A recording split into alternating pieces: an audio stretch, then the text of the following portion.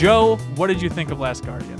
Man, so this is one of those games that is interesting to talk about because there is so much that is good to say about it. And there's so much about it that I enjoyed. And like, frankly, you won't be able to find in other games anywhere else. And I think that this is something that we've seen in, previous games from this team, also this creator, where it's like Ico, Shadow of the Colossus, all of those for all of the things that they, there are small ways in which those games stumble, I think is a fair thing to say, but there's something unique that comes through with them. And I think The Last Guardian is similar in that regard, but different in the thing that it does. You are such a huge Team Ico fan. We should point out this technically isn't Team Ico anymore. It's called Gen Design. Yeah, Gen Design, but creator Ueda. Yeah, Fumito Ueda. He's still the director. It's still sort of his creation. Right. Yeah. But you are a giant fan of Ico and Shadow of the Colossus. I am as well. You came in a little bit cooler on Last Guardian than I expected. You gave it an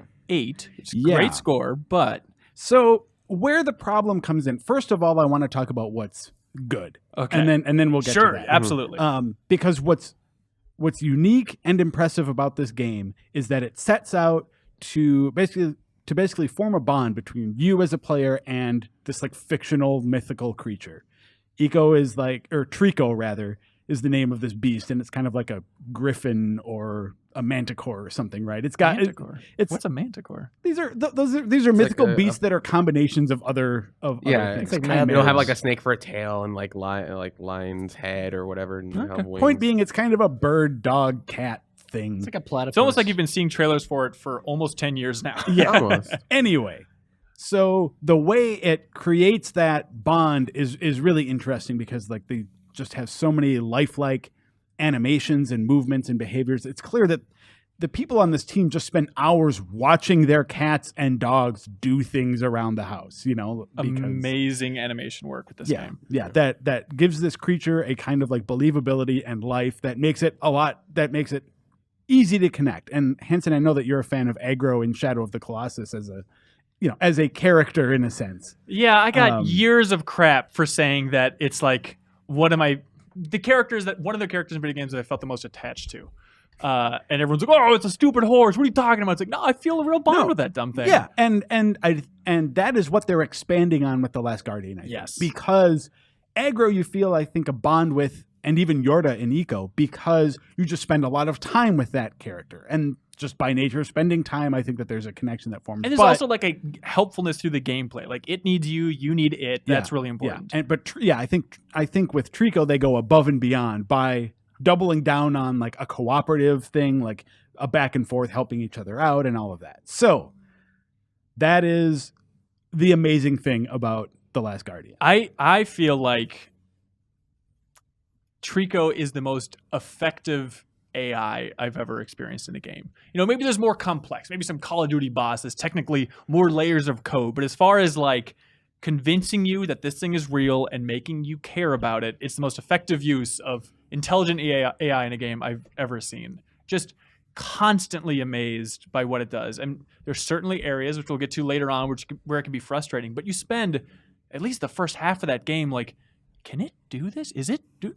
Oh, okay, it is jumping up here. Oh my God. Like just trying to understand its movements and its animations and what it's capable of. And it all feels so loose and so natural. Like as far as making a believable living thing in a game, I feel like this game 100% nails it. Yeah, there's a lot of moments where you don't think something will work because it's a video game. Like there was one part where there's a very small tunnel.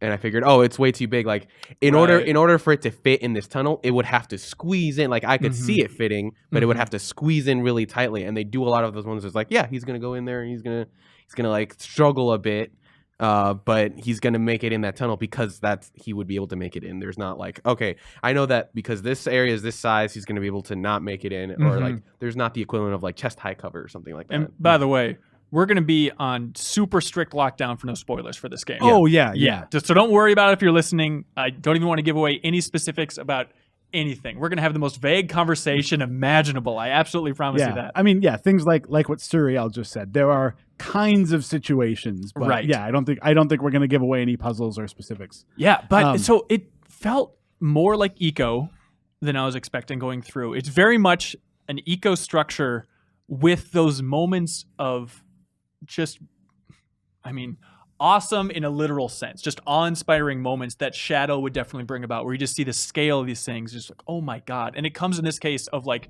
I've never interacted with an object this big, this intimately in a game before. Very intimately. But there's just those moments where just you'll be up in this area and it'd be like, is Trico going to come up here? And you're calling it, Trico.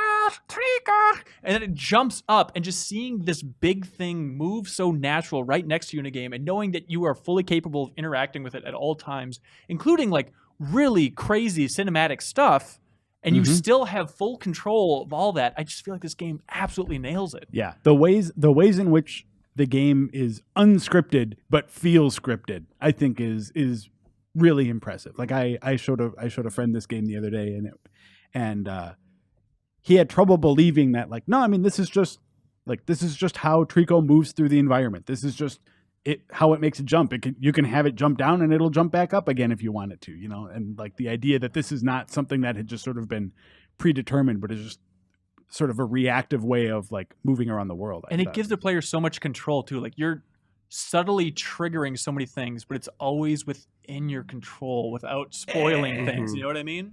So this is what I want to get into. I started talking at the beginning about how like the things this game does well, and then it's fantastic. The reason I came in on this below, I think, where I'm at with Shadow of the Colossus and Ico, is that I think people assume that these games are going to have some control issues or something like that, because the way you control Wander in Shadow of the Colossus, there are just some unconventional controls in the a lot of flailing. Yeah, in the way that game functions, and the way that like you think you're grabbing on, but then you're frustrated because you can't move because it's sort of shimmying. A lot of it can be summed up with jump is the triangle button for these games. Jump is the triangle button is weird. And there's something about the way your character jumps and the way the cameras work. Sometimes it just make it hard to like actually do platforming, but people or don't gauge timing. But we've had 10 years, 11 years where people just haven't really talked about that, because it's just people bring up Shadow Colossus or Ecos. Brilliant, unbelievably brilliant. But if you go back and play those games, there are excruciatingly frustrating moments. And that's not even what I'm talking about here, because for both of those games, I feel like the more time you spend with them, the more familiar you get with them, or at least the more accepting you get of the sort of like idiosyncrasies, right? And this game has things on that level that I think I could have, that I think you can overlook because of the things it does well. For me, the reason it comes in below is there are other control things specifically related to Trico that it does not do well, and I think really makes the experience suffer. And that boils down to, for me, inconsistency in its abilities to follow a command. Because I think that I've seen the explanation for this, or I've seen people try to explain it as like, Trico's a living thing. It has a personality. You tell it to jump up, and maybe it's not always going to jump up. Does your cat jump up, or your dog, every time you tell it to do something? Yeah. Which, I mean, okay, I guess I get that if you want to talk about that as, it's realistic in that respect, but that doesn't make it good for a game, and in fact makes it frustrating in this sense, because think about the way you spend time, or the way you experiment in a puzzle, right? So let's say you're in a room, not a real room, a hypothetical room in The Last Guardian, in which there's a ledge, and you're like, oh, I think that ledge is probably the way I get out of here. Trico, help me up that ledge. Nothing. Trico, jump up there. See, can you get me up there? Nothing.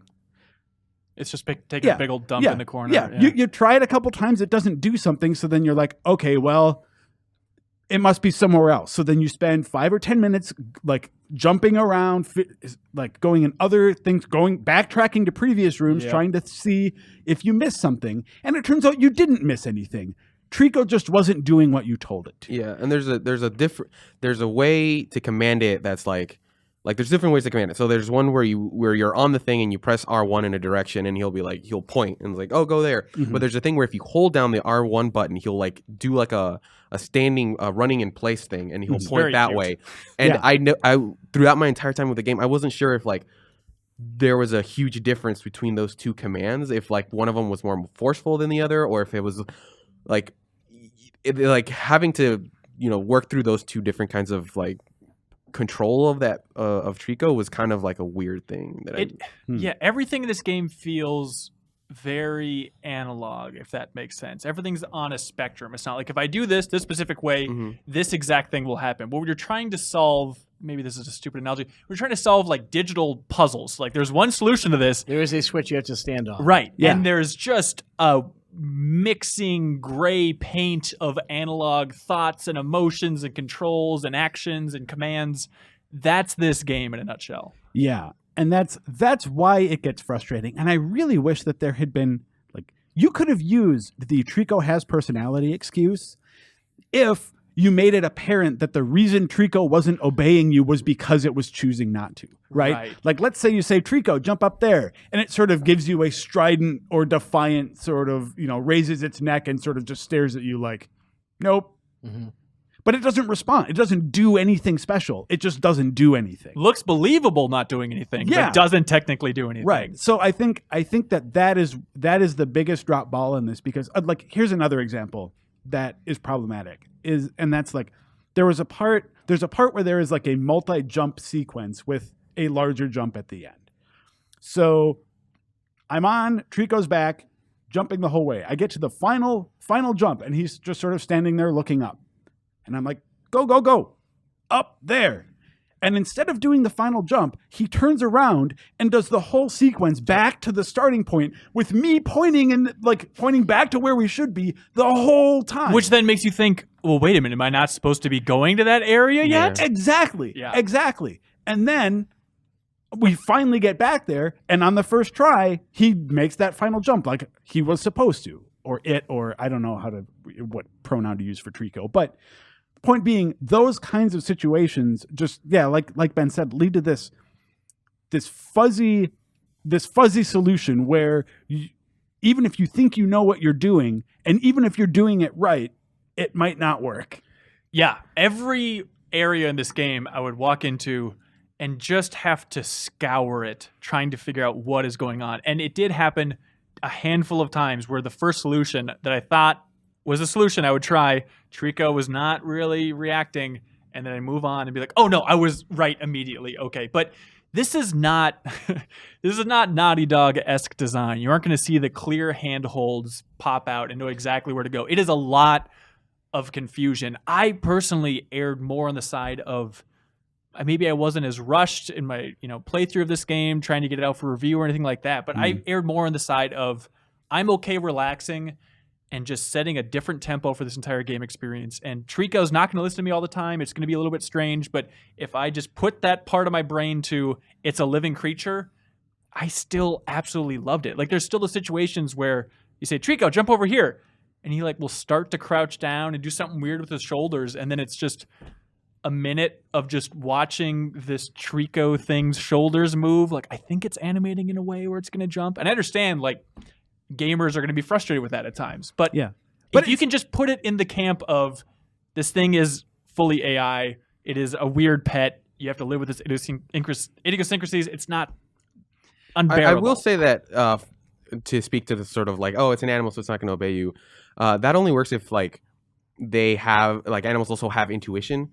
So there were a couple of moments, but they were very few where it would jump on a ledge that I hadn't even recognized as I can jump on that. So it's he would jump on one ledge and I'd be like, okay, where am I supposed to go? And he would already be on the next ledge. It's I guess this is where I'm supposed to go. Yeah. There were a couple moments like that I thought were pretty cool, but those paled in comparison to the number of times where I knew this thing was supposed to be where it's supposed to go and it wasn't listening. But and it's not, for me, Hanson, it's not a question of being oh, well, I only have so much time. I don't like wasting 10 minutes. Mm-hmm. It's not a question of how much time it takes. It's a question of what the game is teaching you or not teaching you at the moment, or what you think you know versus, I don't know. to me, it's not a question of time loss. It's a question of just the game clearly communicating to you. Mm-hmm. And when it doesn't do that, it's frustrating. Whether it's 10 minutes or 5 seconds, you're sitting there playing, just being like, what's happening? Yeah. But to something else that you said that I appreciate is that it's not Uncharted. You're not going to get like objective pointers telling you where to go, or even the hints that they do give you are vague and unhelpful most of the time, which I actually appreciated. That it's not like you don't get to a point where you're just like wanting to basically saying, I can't figure this out. Game, tell me how to do it. That doesn't happen. The game doesn't tell you how to do it. Mm-mm. You have to text Serial and Joe constantly trying to figure out. I got a panicked text from Ben last night, and then like seconds later got the never mind, I figured it out. God damn it, I'm an idiot. Oh, it's right Which there. Always happens as soon as you ask for help on those kinds of things. It's always when you figure it out. Yeah. I think the thing that for me creates that frustration is that it, like, sort of Trico not listening, you create situations where failure is not your fault. Yeah. So like in something like Dark Souls, which also has like a very specific kind of control scheme that a lot of people don't like, you can sort of learn to tame it in a way that's like, okay, I know I should have known that, this attack was going to take a while to swing up and he killed me, so whatever. I died, it was kind of, BS, but it was my fault. Yeah. With Trico, with like those situations where you're like where you read the environment correctly and Trico does not follow through, it creates situations where it's like, I did nothing wrong and still failed. Yeah. I had a lot of frustration. By the way, I should point out, I really, really love this game. Yeah, I mean, we should point that out every 30 seconds, how amazing this game is at certain things. But I had so many frustrations, even independent of Trico. Like even, well, I guess it's not completely independent, but climbing on it, jumping off it. There's just a lot of weird, quirky things the way you actually control the little boy character. And it's a complex thing to try and deal with this living beast. I understand that. But even independent of Trico then, there's situations that are reminiscent of climbing the last Colossus and Shadow of the Colossus. I'm just like, oh my God, I know what I need to do. And you're just torturing me, game. And this is taking forever. But it's not all Trico's fault. It's a quirky controlling game. There's going to be weird camera issues. It feels very much like a game from 2006. It is interesting that if a game has somewhat of an artistic vision, how much of a pass it gets for things that sound like the worst kind of bullshit. Artistic vision, though. Like, I think it nails that AI so well that but it doesn't makes sound up for like it does. And if like the veneer that covers it all is disobedience and not doing what you want it to do, I spend most of the time talking to people who don't listen to me. I don't want that to happen when I play a game. That sounds like frustrating and annoying. Joe, what else do you have to say about Last Guardian, though? Here, that was a joke, by the way. No. I like your joke. That was good. I get what Jeff's saying. I guess my response is it's not about getting a pass. I don't think we are giving it a pass. No, I don't mean you specifically. I think people are like, oh, the genius of Ueda. He does it again. Nothing can stop him. There's nothing wrong with this game because you have this thing that was like hitting you emotionally, which I'm sure that it does, absolutely. And that when you play it, you feel like you're interacting with a living thing. But if that living thing is not standing on the freaking red button that you need it to so you can just get on with the day, no. Yeah. And well, I gave the game an 8. Mm-hmm. And it's one of those, it's really weird because there are some games that are just, that's a good solid 8. Mm-hmm. And then there are games like The Last Guardian that's an 8 that is sort of an average of peaks and valleys in some way, like there are moments in that game when it is just amazing that this piece of interactive entertainment is conveying what it's conveying. Mm-hmm. And those are those moments of like artistic vision. And then there are the mechanical moments of like, yes, this is a piece of art, but it's also a game that you as a player need to interact with. And that's when it starts falling apart sometimes. Yeah. One thing that I consistently did not like was the camera and the way it worked. Like, I feel like they wanted to have a cinematic version of the camera not working, where instead of instead of when you get into a corner and like it gives you this extreme close up, it'll instead cut out and then cut back to a more appropriate camera angle. Yeah, that happens. So and when that happens over and over again, it just gets really frustrating. This is like the fade to black super quick Yeah, thing yeah. that it does all the time. Yeah, Okay. so like they didn't want to have a situation where it's like, oh, look at this glitchy game. Instead, it just kind of cuts away until it gets to a part where the camera isn't like. and sometimes bad. like you're not even in a glitchy situation. Yeah, you just suddenly cut to black. Yeah. Another thing I wanted to mention about this that I thought was interesting is I went into it thinking that this game would probably be about as long as Ico. Like, yeah, maybe they can pull off 8 hours or so of, and I'm pretty sure that I finished it in closer to the like 12-hour mark. It's definitely a game that's longer than you think. There's 4 hours of that watching its shoulders flex. If you added it up, you might not be far off from the pace of this game. Yeah. Yeah, and so there's a trophy in it for beating it under 15 hours. So I got that. So I know at least it was under under 15. But there's also a trophy for beating it under 30. And watching it take a most big people dump. do. Right? Yeah. There's a gold trophy for that. Joe and I both missed it, but there is a notification. got it. It says something. that Yeah. Something happened. There's a moment like that game. It turns that into a moment in a But way. what I wanted to say about the pacing that's strange, or not strange even, but like it's another one of those things where there are times when it feels like there are puzzles that you've done before, that this is going on a little too long, that it's not giving you something like, you think about games like The Witness that just doesn't. Jonathan Blow is pretty adamant about like new puzzles that build on concepts rather than just like doing the same thing. And I feel like The Last Guardian has a lot of like. It tries to do that, I think. It tries in some ways, but there are still rooms that are just like basically The puzzles don't iterate. Yeah, it's basically just jump up here, go around the other side, and pull the switch so the gate opens so Trico can come. And through. even beyond that, there's certain types of puzzles where it's like, well, I guess we're over and done with that. Like it's progressed story-wise past that, and then it'll rewind it and start giving you those puzzles again where it's like, well, no, like I don't think I should still be doing this type of stuff. Yeah. So as strange as that is sometimes, and as repetitive as that can feel, that's also weirdly it also builds into your relationship with Trico though too, because the more time you spend with Trico, the more you have that connection to build. And I feel like if you were to bail out of that game at 8 hours,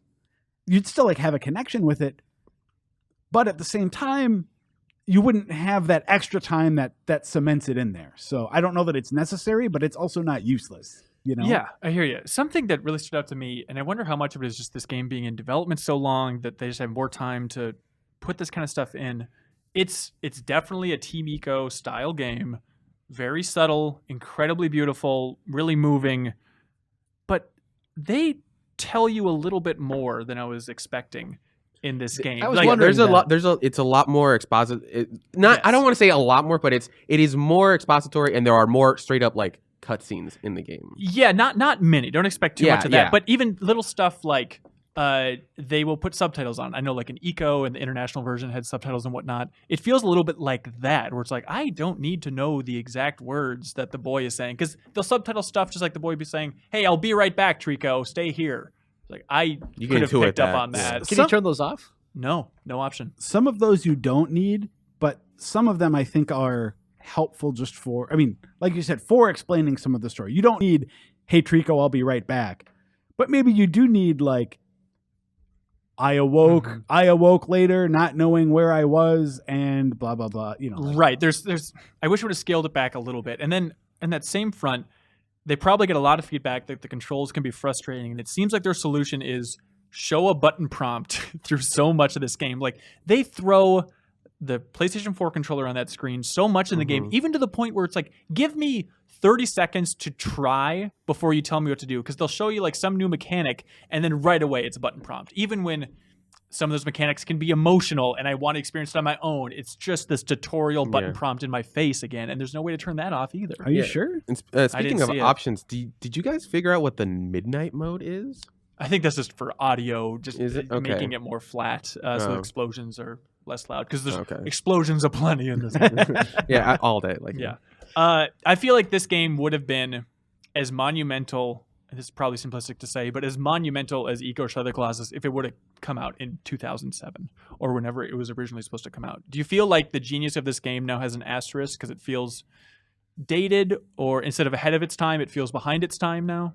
I don't know. I feel like the specific frustrations that I think Joe and I think you to some degree had with it, I think those would have been frustrating had it come out whenever. But I think that I think you are right in that it would have made more of an impact back then, because I think when Shadow of the Colossus and Ico came out, they didn't really have like really many reference points or points or like contemporaries. But now, like, you know, for a lot of the stuff that Ico did back then, we have series like Uncharted that focus on that same kind of element. Not saying like they're, you know, the same, because one thing this game doesn't have is any combat whatsoever, and I kind of like that about it, in that it's not just like climb and then shoot and climb and then shoot. It's like it's, you know, a lot more calming. But I think now there are more games that try to do some of the emotional stuff that this game does, but not in the same way this does. But I think it does lose some impact. It's still unique enough, even all these years down the road, that it still stands out so much. Yeah, I disagree. I think the things that it does well